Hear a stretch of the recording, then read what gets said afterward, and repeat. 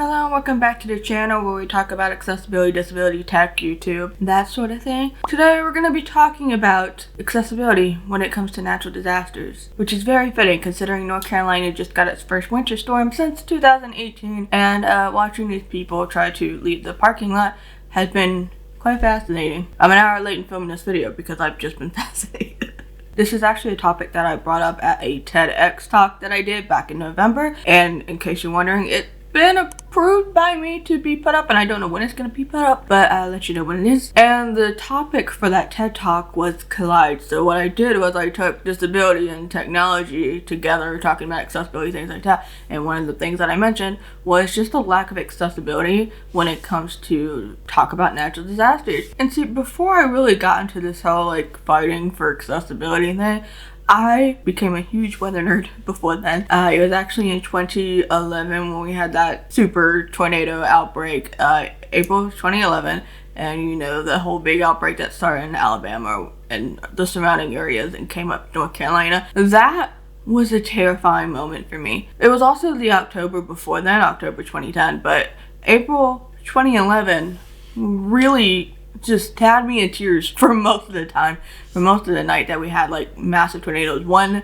went right past my house basically, and ever since then what I wanted to do was, instead of just being afraid of it and not knowing anything about what's going on, I just started getting interested in the weather and started learning about what made it, tornadoes, hurricanes, and things like that.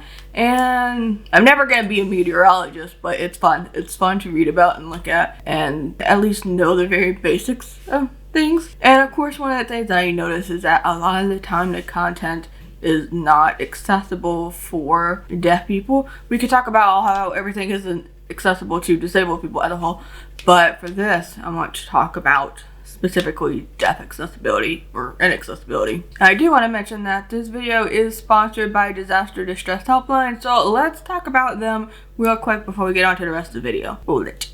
This video is sponsored by Disaster Distress Helpline. So as you may or may not, but now you will know, Disaster Distress Helpline, also called the DDH, is an organization whose mission is to help individuals and families achieve mental and emotional well-being after a disaster. They're very adamant about making sure the deaf and hard of hearing community have the access to any support they need for distress and other mental health concerns related to any natural or human-caused disaster, like the COVID pandemic, severe weather events, mass violence, etc. The DDH is a 24/7, year-round, confidential, multilingual crisis counseling and emotional support resource for survivors, responders, and anyone in the U.S. and territories that were impacted by a disaster. They now also offer these services to ASL users through the video phone line. So anyone who uses ASL can connect directly to a crisis worker who is also fluent in ASL. No interpreter needed. So if you've experienced disasters like tornadoes and severe storms, hurricanes and tropical storms, floods, wildfires, earthquakes, droughts, incidents of mass violence, or are struggling with the pandemic, the DDH is a service for you.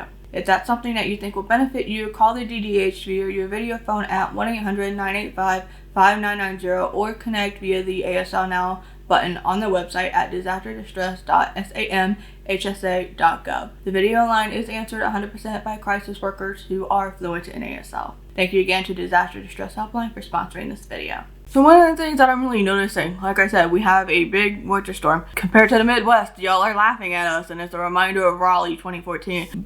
And I get it, but our state doesn't have the system. The setup is terrible. They don't do anything. So when we get a dusting, it's absolute chaos. And what I've noticed is, even with my favorite meteorologist ever, who follows me as well, when these vlogs get put up, these Instagram stories get put up, nothing is ever captioned. There's nothing ever has a transcription. And yeah, there's a post. You'll make image posts and written out posts, things like that, explaining it, which is, you know, accessible. It's visual information. But every time you make a video or a story, there's always extra information, and things never get transcribed. Things never get captioned. At one point, I remember my favorite meteorologist captioning his videos. They were automatic, but you know, it is what it was better than nothing. I hate saying that for automatic captions, but in situations like these, I guess, I don't. And now with Instagram stories, this still isn't rolled out to everyone, and I don't know why, but people have taken polls and answered that they still don't have it. But Instagram, if you make a story, it has a sticker, a caption sticker, so you can use that and your Instagram stories will be captioned, and you can edit the captions so that if anything is wrong, you can obviously fix it. And then there's the issue of, this happens a lot during hurricane season, where you'll have press conferences talking about the warnings of a hurricane, things like that. Two issues that occur here, right? There is no interpreter. The interpreter is cut off. Actually, there's a third issue here.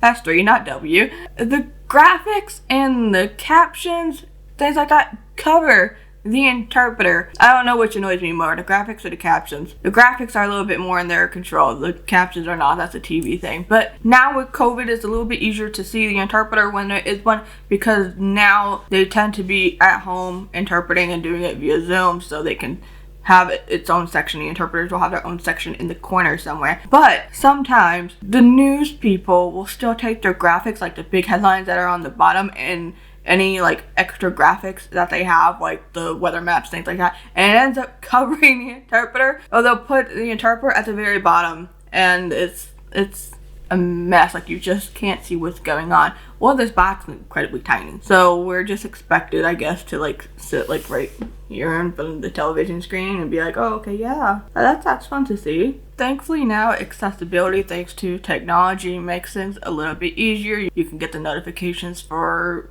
weather watches, warnings on your phone. Granted, of course, comes the issue of make sure you're getting it on time, signal, things like that. Back then, you didn't have this, and if you needed to get everything from the TV, it wasn't exactly the most accessible. Captions didn't show up, from the very beginning of TV time, and I don't know what it was like having interpreters back then. Like, I don't know if interpreters were something that you saw very often on the television or anything like that. And then when you live in other places that rely on tornado sirens outside, which are for outside, for when you are outside, not for when you're inside. I don't care what anybody else says. The fact of the matter is, it's for when you're outside, not inside. But who's gonna, deaf people, residual hearing, yeah, maybe, obviously, if it's loud enough, I'm assuming.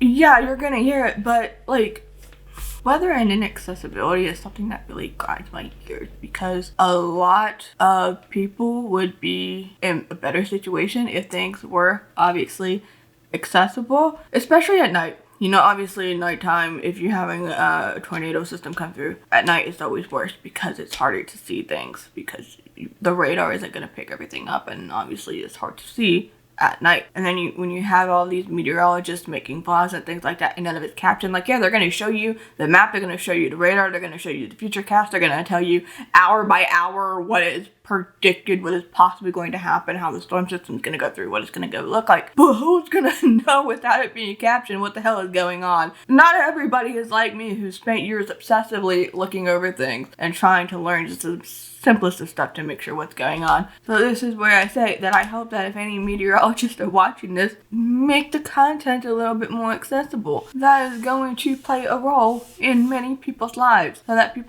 deaf people know what the heck is going to go on, and that they know what to do about it. And it's not even just about like in real time when systems are starting to come over and happen and wreak havoc. Everybody talking about like, this is what you need to do and this is what you need to do and that. Obviously, if you've already grown up in all this and you've been through it, you know it. You wouldn't believe how many comments I've seen from even everyone, and even hearing people where they don't know the simplest of things. If you don't even have that information available for those that need it visually in a more accessible way, what are you doing? So I would really hope that things will start to get captioned from now on. Instagram stories, the vlogs, Facebook live streams, there's gotta be programs out there, something that can automatically caption on live streams. I know YouTube has started doing that recently. You can put live captions on when you're streaming. There's a link, I'm gonna have to put that down below somewhere. And then of course, there's everything that comes after the fact. So, if you got a tornado that comes in that ruins everything that you've had, everybody's like, okay, well now you can go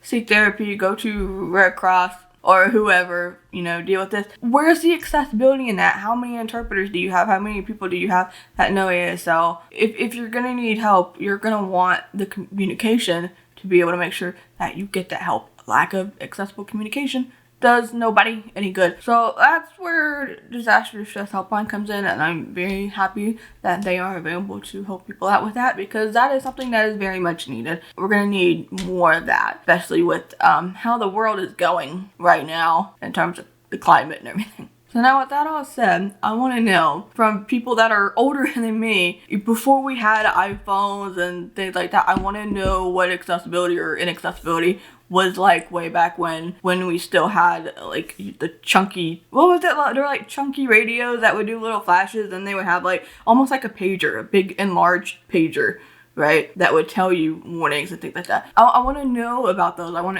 So, you know, those of you that were around at that time, years ago, I want to know how that was, and let me know how interpreters or providing interpreters were for TVs, press conferences, things like that. Please tell me. Leave that down below in the comments. And thank you again to Disaster Distress Helpline for sponsoring this video. I really do appreciate it. If you liked this video, be sure to give it a thumbs up. Subscribe to this channel yet if you have not already. Thank you for taking the time out of your day to watch this video, and I will see you later.